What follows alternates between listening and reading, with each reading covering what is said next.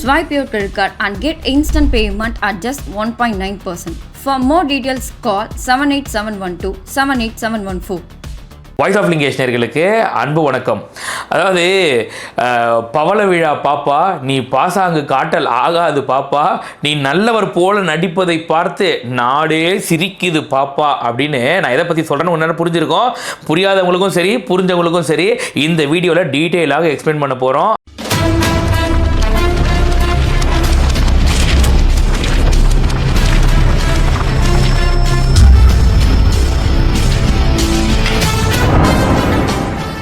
அதாவது நம்ம தினம் திமுக பண்ணுற ஊழலாக இருக்கட்டும், அவங்க பண்ணுற உருட்டு கதைகளாக இருக்கட்டும், இந்த சினிமா ஷூட்டிங்காக இருக்கட்டும், எல்லாத்தையும் எடுத்து போட்டு டெய்லி ஒரு வீடியோவாக அடிச்சிட்டு இருக்கிறோம். ஆனால் தளபதி அவர்கள் எப்படின்னாக்கா ஒரே வீடியோ நம்ம ஒரு வீடியோவாக போடுறத அவர் ஒரு நாள் ஒரு ட்வீட் ஒன்று போடுவாப்புல, அதுலேயே மொத்த திமுக சொல்லி முடிச்சு விட்றாப்புல. அந்த மாதிரி வேலையை தான் இப்போ பார்த்துருக்காரு. திமுகவை கடுமையாக விமர்சித்து தமிழக வெற்றி கழகத்தின் தலைவர் விஜய் அறிக்கை வெளியிட்டிருக்கிறார்.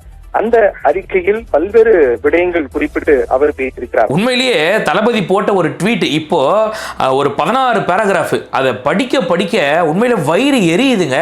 யாருக்கு? ஊபிகளுக்கு.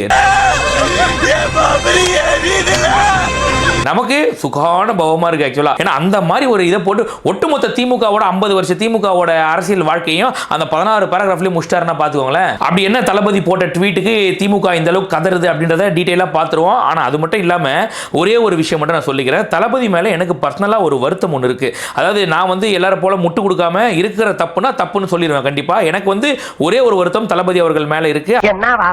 எனக்கு என்ன தெரியும்? அதாவது மக்களோட வரி பணத்தை நம்ம கஷ்டப்பட்டு கட்டுற, நம்ம அம்மா அப்பா கஷ்டப்பட்டு கட்டுற இந்த வரி பணத்தை, நீங்க கஷ்டப்பட்டு வேலைக்கு போய் சம்பாரிச்சு கட்டுற இந்த வரி பணத்தை எடுத்து அவ்வளோ பிரம்மாண்டமா ஒரு மேடையை போட்டு மக்களை ஏமாத்துறதுக்கு ஒரு நிகழ்ச்சி நடத்துறாங்க. ஓகே, அந்த நிகழ்ச்சியை ஒண்ணுமே இல்லாம தவிடுபொடி ஆக்குற மாதிரி ஒரு ட்வீட் ஒன்று போட்டா அவங்க எப்படி கதறுவாங்க? இப்போ நீங்க நல்லா பாருங்க, பட்டாசு வெடிக்கிறோம் இல்லையா, பணம் கொடுத்து வாங்கி காசை கரியாக்குறதுன்னு சொல்லுவோம். அந்த பட்டாசுக்கு ஏன்டா காசை கரியாக்குறேன்னு சொன்னா கூட அதை வெடிக்கிற ஒரு நிம்மதி இருக்கும். அந்த மாதிரி நம்ம வரி பணத்தை போட்டு இந்த மாதிரி ஊரை ஏமாத்துறாங்கன்னு தெரிஞ்சா கூட ஏதோ ஏமாத்தி முடிச்சாங்க, அவங்க சந்தோஷமா இருந்தாங்களா, போயிட்டு போ அப்படின்னு சொல்லிட்டு நம்ம அதை பார்த்து பரவாயில்லப்பா நம்ம துட்டு ஏதோ ஒன்று ஆயிட்டு போகுது அப்படின்னு சொல்லிட்டு விட்டுருவோம். ஆனா இப்படி ஒரு ட்வீட்டை போட்டு இப்ப திரும்பவும் மொத்த திமுக காரங்களும் கதறும் போது எப்படி தெரியுமா இருக்கு? எங்க வரி பணத்தை போட்டு இந்த அளவுக்கு பண்றாங்க, அதை பண்ணி அவங்களுக்கு திருப்தி இல்லாம இப்படி கதற விடுறீங்களே தளபதி, எல்லாம் சரியா அப்படின்னு சொல்லிட்டு அந்த ஒரு வருத்தம் எனக்கு தளபதி மேல இருக்கு. இது எல்லாத்தையும் பண்ணிட்டு கடைசியில வேற சொல்றாரு பாருங்க, இது அறிவு திருவிழா இல்ல அவதூறு திருவிழான்றாரு. மொத்தமா முடிஞ்சு போச்சு. அறிவு திருவிழாக்கு எவ்வளவு செலவு பண்ணிருப்பாங்க, ஏசி எல்லாம் போட்டுக்கிட்டு அந்த மேடைகள்லாம் டெக்கரேஷன்லாம் நீங்க பாத்தீங்கன்னா அப்படியே சாப்பாடுக்கு பாடலாம் போட்டு ஃபுல்லா அப்படியே சுத்தி போயிட்டு அந்த புக் ஸ்டால் எல்லாம் படிச்சுட்டு வர மாதிரிலாம் செட்டப் பண்ணிருக்காங்களாம். யார்? நம்ம வீட்டு வரி பணத்துல போயிட்டு போகுது பரவாயில்ல. ஆனா அவ்வளவு பண்ணாங்கல்ல, கடைசியில அது அறிவு திருவிழா இல்ல அவதூறு திருவிழான்னு மாத்திட்டீங்களே, அவங்க என்ன கதறுவாங்க? எல்லாம் சரியா தளபதி? அவதூறு அரசியல் என விஜய் கண்டனம் தெரிவித்திருக்கிறார். திமுக நடத்தியது அறிவு திருவிழாவா அவதூறு திருவிழாவா என தாவேக தலைவர் விஜய் கேள்வி எழுப்பியிருக்கிறார். அது குறித்து அதாவது நம்ம நேத்தே ஒரு வீடியோ ஒன்று போட்டிருந்தோம். அதாவது எல்லாத்துக்குமே தளபதி மேல ஒரு அவதூறை கிளப்பி விடுறானுங்க. இவங்க யாரோ போய் மியா கலீஃபா வீட்டில் துண்டை விட்டு வந்தது ஏன்டா விட்டீங்க அப்படின்னு கேட்டாக்கா உடனே த்ரிஷா வீட்டில் துண்டு இருந்த மாதிரி ஒரு ஏஐ ஒன்று கிரியேட் பண்ணி ஒரு துண்டை ஒன்று வச்சு ஒன்று செட் பண்ணி வச்சாங்க. அதுக்கப்புறம் போட்டு சமூக செருப்பு கழட்டி அடிக்காத அளவுக்கு அந்த குறையா எல்லாம் அடிக்க ஆரம்பிச்சாங்க. இப்போ அதே மாதிரி என்ன பண்ணாங்கன்னு பார்த்தீங்கன்னாக்கா அந்த இந்த பாட்டு ஒன்று வந்துச்சு இல்லையா, தளபதியோட ஃபர்ஸ்ட் சிங்கிள் அப்படின்னு சொல்லிட்டு ஒன்று தளபதி கச்சேரி வந்துச்சு இல்லையா, அந்த கச்சேரியில் ஒரு கிரவுட் இருக்க மாதிரி, அதாவது மக்கள் இவரை விரும்புற மாதிரி ஒரு கிரவுட் இருக்க மாதிரி ஒரு ஏஐ ஜென்ரேட்டட், அது எப்படி ஏஐ ஜென்ரேட்டட் ஒன்று பண்ண ஒன்று பார்த்தீங்களா கரூர் கூட்டத்தை கொண்டு படம் முடிச்சு இங்கே போட்டுருக்காங்க. இவர் படம் முடிக்க தான் எல்லாம் பண்ணாருன்னு சொல்லிட்டு அப்படி ஒரு அவதூறு கிளப்பி விட்டானுங்க. ஏண்டா ஆகஸ்ட் மாதமே ஷூட்டிங் முடிஞ்சு போச்சு. எப்படி தளபதியோட அந்த ஜனநாயகன் படம் ஆகஸ்ட் மாதம் ஷூட்டிங் முடிஞ்சதுக்கு அப்புறமா தான் 3 நேரம் அரசியலுக்கு ஒரு இறங்கி வந்தார். செப்டம்பர் மாதம் தான் கரூர் பக்கமே போனார் அவர். ஸோ செப்டம்பரில் போய் எடுத்ததை கொண்டாந்து இங்கே வச்சாங்கன்னு சொல்லிட்டு அப்படி ஒரு அவதூறு ஒன்று கலப்பினானுங்க. சரி பரவாயில்ல விடு. அதுக்கப்புறம் தளபதி முத்துராமலிங்க தேவருக்கு ஒரு மாலை போட்ட மாதிரி ஒரு போட்டோ எடுத்து வச்சா இதுவும் ஒரு அவதூறுன்னு சொல்லிட்டு அது ஏஐ இமேஜ்னு சொல்லிட்டு அதையும் ஒரு அவதூறா கிளப்பி விட்டானுங்க. இல்ல ஒரு டெக்னாலஜி வளர்ந்ததுதான் வளர்ந்தது, அதை இப்படி எல்லாம் யூஸ் பண்ணுவீங்க பொறுக்கி போயிடலாம் அப்படின்னு கேட்கற அளவுக்கு பண்ணிட்டு இருக்கானுங்க மொத்தமா. பொறுக்கி பேடா, நீ ஒரு பொறுக்கிடா. இல்ல அவதூறு பரப்பலாம், சரியா, நம்புற மாதிரி பரப்பினா பரவாயில்ல. மக்களே பொதுமக்களே காரி துப்புற அளவுக்கு அவதூறு பரப்பானுங்க. சொல்லி பாராட்டுறீங்களா?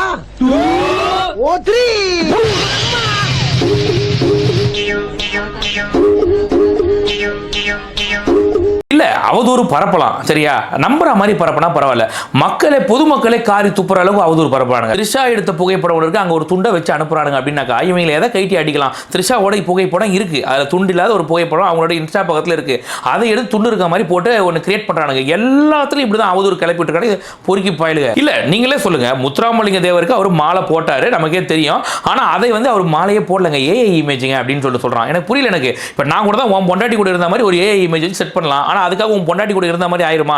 யோசிச்சு பாருங்க. நீங்க எல்லாத்துக்கும் ஒரு டெக்னாலஜி எப்படி பயன்படுத்தணும் அப்படிதான் பயன்படுத்தணும். ஒருத்தர் மேல அவதூறு கிளப்புறதுக்கெல்லாம ஒரு டெக்னாலஜி பயன்படுத்துவாங்க யாருன்னா? ஆக்சுவலா எதுக்காக இதெல்லாம் பண்றானுங்க அப்படின்னாக்கா, நம்ம விஜய் மேல அவதூறை கிளப்பி விட கடைசியில் விஜய் பார்த்து ஐயோ என்னப்பா அச்சுச்சோ இவங்களா பயங்கரமானவங்களாச்சே, இவங்க கிட்ட நம்மளால அரசியல் பண்ண முடியாதுப்பா அப்படின்னு சொல்லிட்டு திரும்பவும் நடிக்கவே போயிடுவாரு. அப்புறம் அந்த ஆடியோ லான்ச்சுக்கு எல்லாத்தையும் ஒரு திருப்பி குடைச்சல் கொடுப்போம், நம்ம ரெட் ஜெயிண்ட்டுக்கு சைன் பண்ண வச்சு ஒரு சாவடிப்போம் நம்ம அப்படின்னு சொல்லிட்டு பிளான் பண்ணி இப்போ இந்த மாதிரி அவதூறுகளை கிளப்பி விடுறாங்க. அவனை யாருக்கிட்ட நீ மாட்டிருக்க தெரியுமா இல்லையா? அவனை செத்தங்கடா, அவன் உங்ககிட்ட மாட்டலடா, நீங்க தாண்டா அவங்கிட்ட மாட்டிருக்கீங்க. என்னன்னா பித்தலாட்டம் பண்ணாலும் 50 வருஷம் அரசியலை தூக்கி ஒரே ட்வீட்ல மொத்தமா முடிச்சு விட்டாப்ல. உண்மையிலேயே அந்த ஒரு ட்வீட்டை பார்த்துட்டு இந்த ஒட்டுமொத்த உடன்பிறப்புகளும் என்ன கதறாங்க, சும்மா சொல்லக்கூடாதுங்க. ஒவ்வொருத்தரும் பார்த்தீங்கன்னா இப்போ இதை வச்சு, அதாவது நாங்கள் விஜய் இதை வச்சு நாங்கள் கலாய்க்கிறோம், நீங்கள் கவலைப்படாதீங்க எஜமான்னு சொல்லிட்டு திமுக அந்த அண்ணன் உதயநாரெல்லாம் இருக்காரு பார்த்தீங்களா, அவங்களெல்லாம் சந்தோஷப்படுத்துறதுக்காக இப்படி ஒரு வேலையை செஞ்சுட்டு இருக்காங்க மொத்த பேரும். அப்படி என்ன ஒரு ட்வீட் போட்டார் அப்படின்றத ரொம்ப ஷார்ட்டா, அதாவது 16 பேராகிராஃபையும் படிக்க வேணா, நான் போடுறேன், நீங்க படிச்சு தெரிஞ்சுக்கோங்க. அதில் முக்கியமான விஷயத்தை மட்டும் படிக்கிறேன் பாருங்க. அது ஃபர்ஸ்ட் என்ன சொல்லியிருக்காரு அப்படின்னு பார்த்தீங்கன்னா, நான் ஷார்ட் ஃபார்மா உங்களுக்கு புரியுற மாதிரி சொல்றேன். இப்போ சமீப காலமாகவே ஒரு அரசியல் கட்சி ஒன்று இருக்குது. அவங்க பார்த்தீங்கன்னாக்கா மக்களால் சீக்கிரமாக வீட்டுக்கு அனுப்ப போகிற ஒரு கட்சி. அந்த கட்சி வழக்கமாக அவங்களுக்கு என்ன ஒரு பழக்கமான வேலை அப்படின்னாக்கா, அவதூற கையில் எடுத்து அடுத்தவங்க மேலே பரப்புறது மட்டுமே தான் அவங்களோட முழு நேர வேலை. அந்த கட்சி எந்த கட்சின்னு நான் சொல்ல தேவையில்லை, உங்களுக்கே தெரிஞ்சிருக்குது. திமுகவை தான் சொல்கிறாப்புல தளபதி, நீங்கள் மட்டும்தான் சொல்லுவீங்களா இந்த மாதிரி ஐஃபில் டவர், இந்த தாஜ்மஹால்னு சொல்லிட்டு நாங்களும் சொல்லுவோம்ல அப்படின்னு எதுக்கு மோனில் தளபதி ட்வீட் போட்டுருக்காரு. இதான் ஃபர்ஸ்ட் பேராகிராஃப். அடுத்து என்னன்னா, அதாவது இப்பெல்லாம் அந்த கட்சி எதை பற்றியும் யோசிக்கிறது இல்லை, தமிழக வெற்றி கழகத்தை பற்றி மட்டுமே தான் யோசிக்குது, நம்மளை பற்றி மட்டுமே தான் யோசிக்கிற அளவுக்கு அவங்க பார்த்தீங்கன்னாக்கா ரொம்ப ஸ்ட்ரெஸ் ஆகி சுற்றிட்டு இருக்காங்க அப்படின்ட்டு போட்டிருக்காப்புல. இவங்க 1969க்கு முன்னாடி பண்ண அரசியல் வேற, இப்போ இவங்க பண்ணிட்டு இருக்கிற அரசியல் அப்படின்றது பார்த்தீங்கன்னாக்கா அந்த ஊழல், கொள்ளை, அவதூறு பலப்படுறது அப்படின்னு 1969 இவங்க பண்ற அரசியல் இதைத்தான் பண்ணிட்டு இருக்காங்க அப்படின்றது சொல்லியிருக்காரு. அடுத்த பாயிண்ட் தான் ரொம்ப செம்ம ஹைலைட்டான பாயிண்ட். அதாவது நாம திமுகவை ஏதோ விமர்சிக்கிறதா நினைச்சிட்டு இருக்காங்க, அவங்க பத்தி நம்ம பேசிட்டு இருக்கோம் நினைச்சிட்டு இருக்காங்க. அப்படி நினைச்சுதான் நம்ம மேல அவதூறுகளை அள்ளி வீசிட்டு இருக்காங்க. ஆனா நம்ம இன்னும் அவங்கள பத்தி பேசவே ஆரம்பிக்கல, அதுக்குள்ளேயே இந்த கதறீங்களான்னு கேட்கறாப்புல. இப்போ எனக்கு என்னன்னா, நீங்க பேசுறதுக்கு முன்னாடியே இந்த கதறாங்க அப்படின்னாக்கா, இன்னும் இவங்க பேச ஆரம்பிச்சா திமுக நிலைமை என்ன ஆகும்னு கொஞ்சம் யோசிச்சு பாருங்களேன்.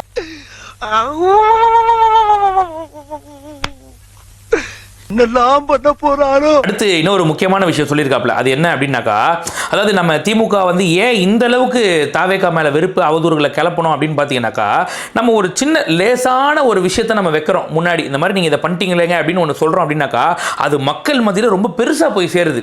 ஸோ அப்போ திமுக இத்தனை வருஷம் பண்ணது எதுவுமே மக்கள் மத்தியில் போகாம நாம பேசினதுக்கு அப்புறம் போதும். உதாரணத்துக்கு இப்போ இந்த நீட் ரகசியம் வச்சுக்கோங்களேன், தளபதி பேசினதுக்கு அப்புறம் தானே பெரிய அளவில் போய் எல்லாரும் கேள்வி கேட்க ஆரம்பிச்சாங்க உதயநிதி அவர்கள்கிட்ட, இந்த மாதிரி நீட் ரகசியம் சொல்லுங்க அப்படின்னு சொல்லிட்டு. அந்த மாதிரி நம்ம ஒரு சின்ன விஷயத்தை வைக்கிறோம், அது மக்கள் மத்தியில் பெருசா போகுது அப்படின்னு ஒண்ணு அவங்களால அதை தான் ஏத்துக்க முடியலடா, இவங்க பேசுறது இப்படி போகுது, இவங்களை பேச விடாம பண்ணணும், அவதூறுகளை அள்ளி தெளிங்கடா அப்படின்னு சொல்லிட்டு பண்றாங்கன்னு போட்டிருக்காப்ல. அடுத்து இன்னொரு மேட்டர் என்னன்னா, எங்களை அதாவது திமுக அவங்கள ஒரு பெரிய கொள்கைவாதிகள் அப்படின்னு காட்டுறதுக்காகவே பார்த்தீங்கன்னாக்கா, அது எல்லாரும் ஏமாத்துறதுக்காக என்னென்ன வேலை பண்ணுவாங்கன்னாக்கா, தமிழ்நாடு, தமிழ்மொழி, தமிழ் தான் எங்கள் உயிர், மண் மொழி மானம் தான் தலையாய கொள்கை என்ன அப்படின்னு சொல்லிட்டு அவங்க என்ன பண்ணுவாங்கன்னாக்கா, ஒரு பாசாங்க வேலை ஒன்று பண்ணுவாங்க. அதன் வழியில தான் பார்த்தீங்கன்னாக்கா இந்த அறிவு திருவிழா அப்படின்னு ஒன்று பண்ணியிருக்காங்க. அந்த அறிவு திருவிழாக்கு என்ன பண்ணுவாங்களான்னா, அந்த பரணையில் அந்த ஓலைகள் எல்லாம் எடுத்து அதை எடுத்து தோரணமாக கட்டுவாங்க அப்படின்றத வர நல்ல கிண்டலாக கேலியாக போட்டிருக்காப்புல தளபதி. அடுத்து இன்னொரு சூப்பரான பாயிண்ட் ஒன்று போட்டிருக்காப்புல, அதாவது ஆட்சியில் இல்லாதப்ப பார்த்தீங்கன்னா தமிழர் அப்படின்லாம் சொல்லுவாங்க. ஆனால் ஆட்சிக்கு உட்கார்ந்ததுக்கு அப்புறமா என்ன பண்ணுவாங்கன்னாக்கா, அரசியல் சாசன கோட்பாடு, அதாவது இப்போ தூய்மை பணியாளர்கள் தெரியும் இல்லையா, இவர் எதிர்கட்சியாக இருக்கும் போது கண்டிப்பாக நான் வந்த உடனே உங்களுக்கு வேலையை நிரந்தரம் பண்ணுறேன் அப்படின்னு சொன்னது, அதுக்கப்புறம் கோர்ட்டில் கேஸ் போயிட்டு இருக்கு, நான் என்ன பண்ண முடியும், அதைத்தான் இங்கே மென்ஷன் பண்ணி சொல்லியிருக்காப்புல. அடுத்து நான் சொன்ன முன்னாடியே அறிவு திருவிழா பற்றி. அறிவு திருவிழா அப்படின்னு ஒரு பேரை வச்சு ஒரு நிகழ்ச்சி நடத்துறீங்க.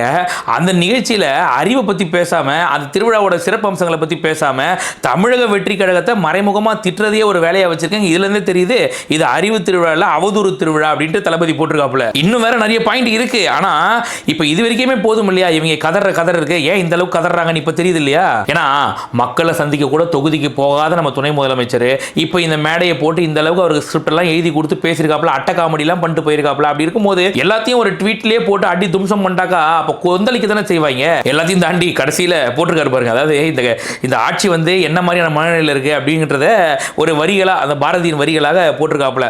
பவழ விழா பாப்பா நீ பாசாங்கு காட்டல் ஆகாது பாப்பா, நீ நல்லவர் போல நடிப்பதை பார்த்து நாடே சிரிக்குது பாப்பா அப்படின்னு வர.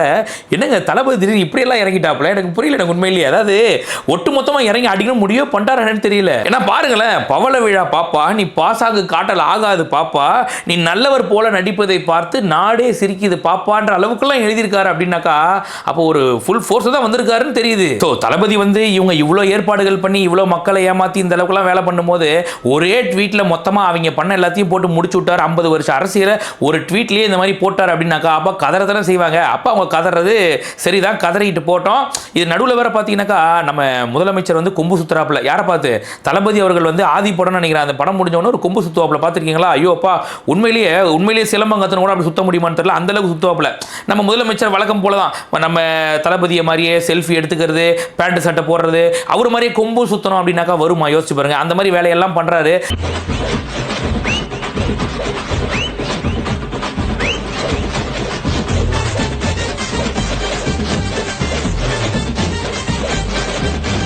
இது என்ன பிரமாதம்?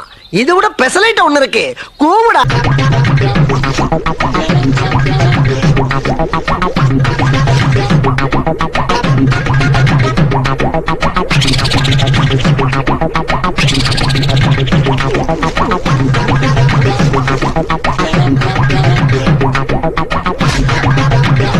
இந்த மாதிரி வந்து ஒரு சில வேலைகளை பண்ணி அசிங்கமா மாட்டி மக்கள் மத்தியில் கேவலப்படுறது ஒரு பக்கம் இருந்தாலும், இப்படி ஒரு பவள விழா அந்த விழான்னு பண்ணி ஏதோ உங்களோட சிறப்பம்சங்களை பேசினா பரவாயில்ல.